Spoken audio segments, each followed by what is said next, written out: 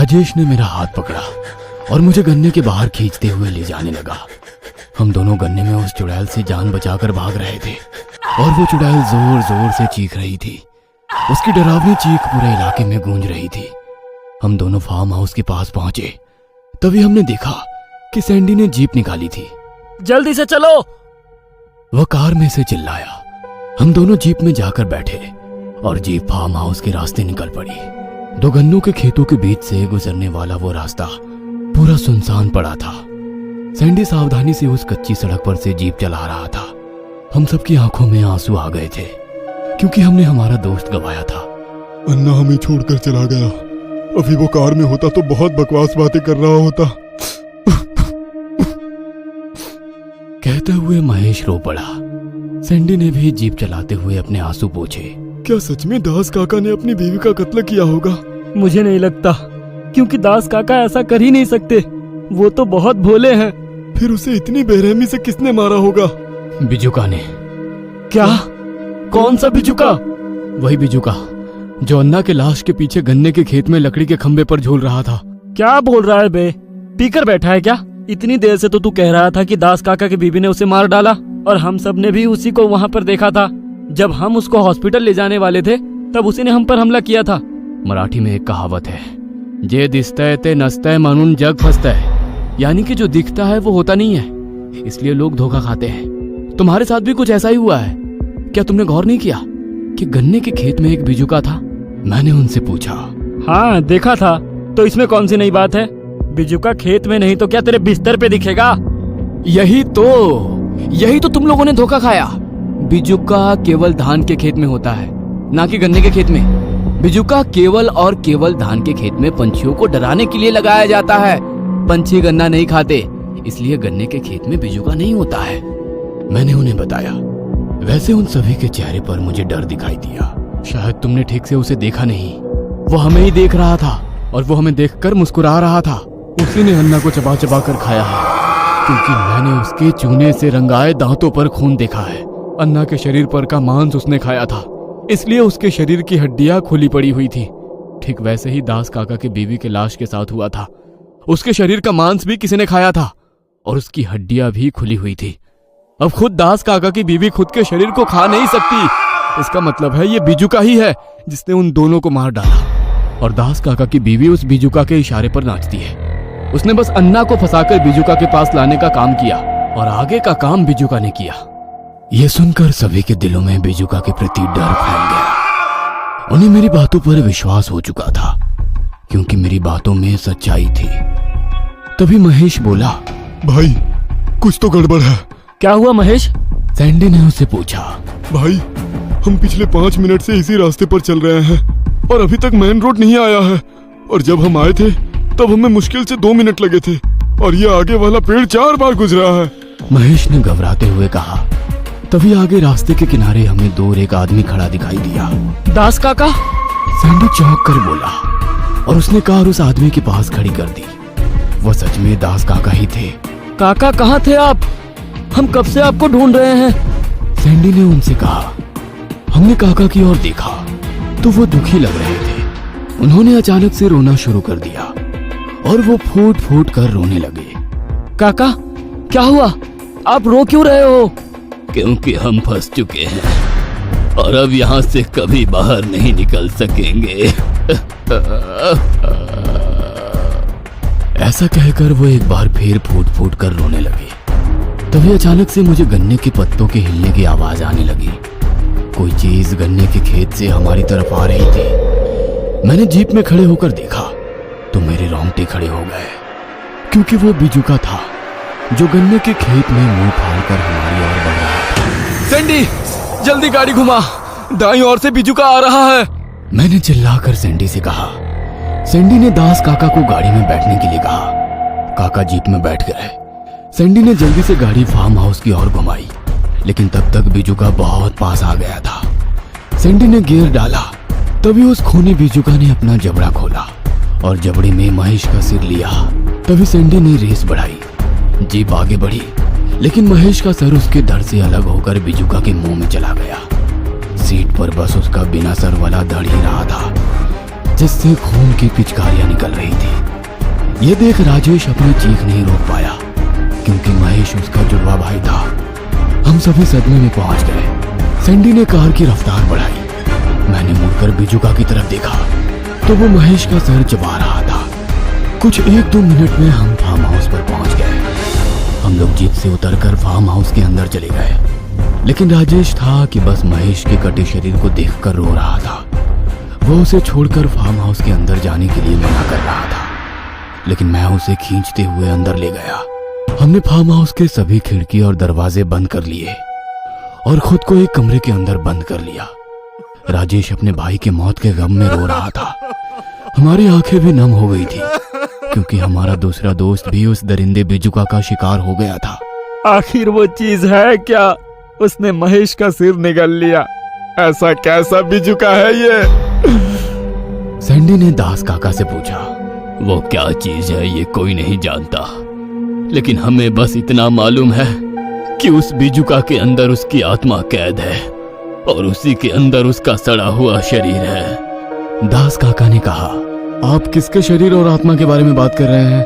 मैंने दास काका से पूछा। दत्तू का सड़ा शरीर और आत्मा है उस बिजुका के अंदर। कौन दत्तू? आज से करीब 200 साल पहले यहाँ से 20-25 किलोमीटर दूर चंपक नाम की पहाड़ी थी, जिस पर अंबावाड़ी गांव था। उस गांव में दत्तू नाम का एक आदमी रहा करता था, जो उस गांव के मोरेश्वर पाटिल के वाड़े पर काम करता था।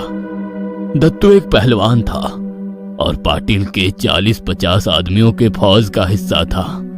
वैसे तो दत्तू उम्र के 25 साल तक ब्रह्मचारी था, लेकिन उसी वक्त एक दिन जब छोटी पाटलिन बाई आंगन में टहल रही थी, तब हवा के झोंकों से उसका पल्लू सिर से गिर गया और दत्तू ने गलती से उनका चेहरा देख लिया। और उसी वक्त वो छोटी पाटलिन बाई यानी कि मोरेश्वर पाटिल की छोटी पत्नी के प्यार में पड़ गया। वो उससे बेइंतहा प्यार करने लगा था। वो हमेशा उन्हें पल्लू में देखता था, लेकिन उसकी मन की आंखें उनका चेहरा नहीं भूली थी। एक बरसात की रात जब दत्तू वाड़े पर पहरा दे रहा था, तब दत्तू ने छोटी पाटलिन बाई का रास्ता रोका और उन्हें अपने दिल की बात बता दी।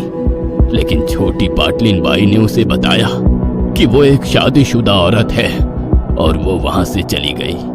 उन्होंने ये बात पाटिल से नहीं कही, इसीलिए दत्तू को लगा कि शायद छोटी पाटलिन बाई भी उससे प्यार करती है, लेकिन पाटिल के डर की वजह से वो चुप है और इसीलिए ये बात उन्होंने पाटिल से नहीं कही है।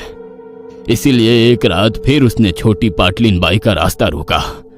जब पाटलिन बाई ने उन्हें रास्ता छोड़ने के लिए कहा तो दत्तू ने उनका हाथ पकड़ा। बस तभी पाटिल ने उसे देख लिया और चाबुक से उसकी चमड़ी उधेड़ दी। पाटिल उसे कुल्हाड़ी से 2 टुकड़ों में काटने वाला था कि तभी उनकी आई ने उन्हें रोका और कहा, सावन महीने का सोमवार है, इस दिन इसे मारने से महादेव नाराज हो सकते हैं। लेकिन पाटिल का छोटा भाई विनायक पाटिल, वो उनकी माँ की बात मानने को तैयार नहीं था। वो उसी वक्त दत्तू को मौत के घाट उतारना चाहता था, लेकिन मोरेश्वर पाटिल ने अपने आदमियों को दत्तू को घोड़ों के तबीले में बांधने के लिए कहा, क्योंकि उसके दूसरे दिन वह खुद अपने हाथों से उसके टुकड़े करना चाहता था। लेकिन उस रात जैसे तैसे दत्तू उस तबीले से भागा और चंपक पहाड़ी की तरफ कभी नहीं आया। लेकिन एक दिन जब छोटी पाटलिन बाई अपने दासियों के साथ महादेव के मंदिर से वापस आ रही थी, तब दत्तू ने बड़ी बेरहमी से पाटलिन बाई के 2 आदमियों को और 2 अंगरक्षकों को मार डाला और फिर छोटी पाटलिन बाई को भगा कर ले गया और उनके साथ जबरदस्ती की। और जब उसका मन भरा तब उसने उनका बेरहमी से कत्ल कर दिया। 4 दिनों बाद छोटी पाटलिन बाई की लाश नाले में मिली। मोरेश्वर पाटिल दत्तू से बहुत क्रोधित हो गया और उसने दत्तू पर इनाम लगाया कि जो कोई भी दत्तू को जिंदा पकड़कर उनके सामने लाएगा उसे वो 100 मोहरे देगा। उसके एक बरसात की रात कुछ शिकारी दत्तू को पकड़कर पाटिल के पास ले आए, लेकिन जैसे ही पाटिल ने दत्तू को मारने के लिए कुल्हाड़ी उठाई दत्तू गिड़गिड़ाने लगा। मालिक, मैंने सच में कुछ नहीं किया है। मैंने छोटी मालकिन के साथ कुछ बुरा नहीं किया है। मैं उनसे सच्चा प्यार करता था। मैं उनके साथ बुरा करके उन्हें क्यों मार डालूंगा? हाँ? लेकिन पाटिल बदले की आग में झुलस रहा था। पाटिल ने कुल्हाड़ी हवा में उठाई, तभी पाटिल की आई ने उसे एक बार फिर रोका। मोरेश्वर, अभी रात का समय इसकी हत्या के लिए शुभ नहीं है। अगर आप इसे आज की रात मारते हो तो इसकी आत्मा को शांति नहीं मिलेगी और इसकी आत्मा बदला लेने के लिए जरूर वापस आएगी। मालिक, अगर आपने मुझे बिना कारण के मार डाला तो मेरा वादा है, मैं बदला लेने के लिए जरूर आऊंगा। आपके हर एक जन्म में आपका पीछा करूंगा, आपके चाहने वाले लोगों का और आपके वंश को खत्म करूंगा। दत्तू चिल्लाकर बोला। मोरेश्वर पाटिल अपने गुस्से को रोक ना सके और उन्होंने कुल्हाड़ी से एक ही वार में दत्तू का सिर धड़ से अलग कर दिया। दत्तू की उसी जगह पर मौत हो गई।